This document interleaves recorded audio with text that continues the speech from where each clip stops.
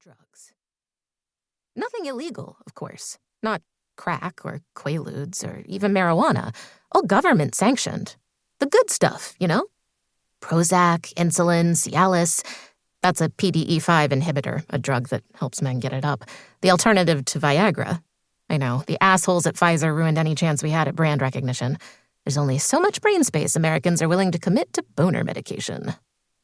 Another thing you need to understand about my family? It's big. I couldn't tell you the number of times I've said those words. At parties, on the job. Tell me about yourself, says someone I've just met. Well, I grew up in a big family. It's a great opening line. People trust me right away, which makes no sense. As if being born into a big family says something about your character. As if there's a reproductive threshold above which none of your children become psychopaths or serial killers. As if Jeffrey Dahmer would have turned out okay if only he'd had a couple more brothers and sisters hanging around. I was a happy kid. How could I not be? I was raised the way all parents dream of raising their children, in a big house in the suburbs of Chicago, right on the shore of Lake Michigan.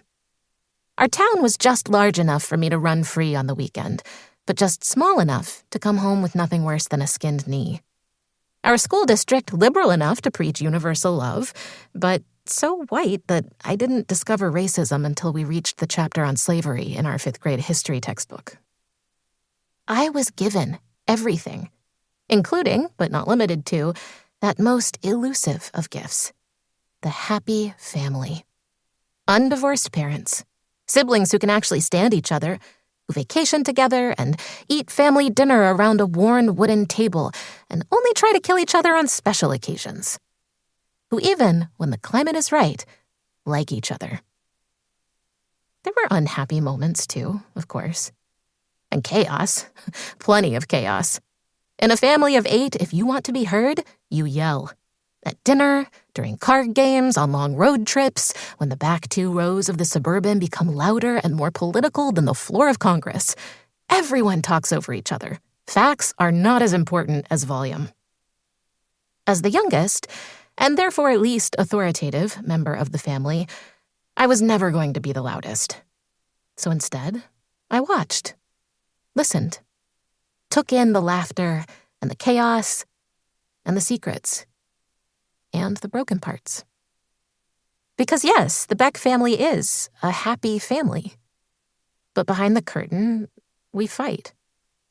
We hurt each other. We even hate each other for a time. But we forgive. We always forgive. We have to. We're family. Part 1. The Welcome Dinner. 1. Now.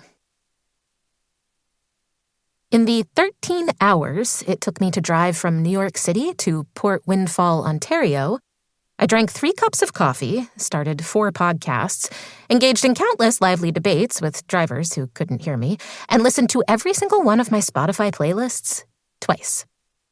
When I ran out of background noise, I took reality and shaped it into copywriting templates. I do that sometimes.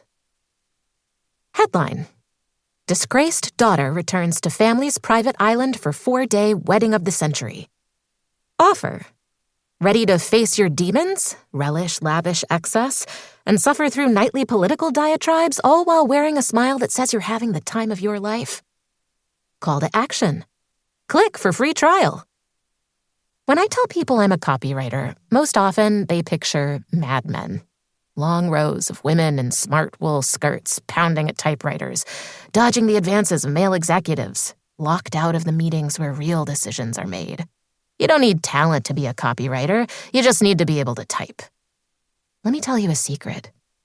Copy is far more than words on an advertisement. It's everything. It's everywhere. We copywriters are the engine that moves society forward. Without us, progress grinds to a halt. Instruction manuals are blank. Street signs don't exist. Travel becomes impossible. No sentence comes from nothing, after all. From the saccharine Christmas message on the side of your soda to the "screw you, bro" written on a bathroom stall. From the seatback sign telling you "life vest under seat" to the greeting that welcomes you to a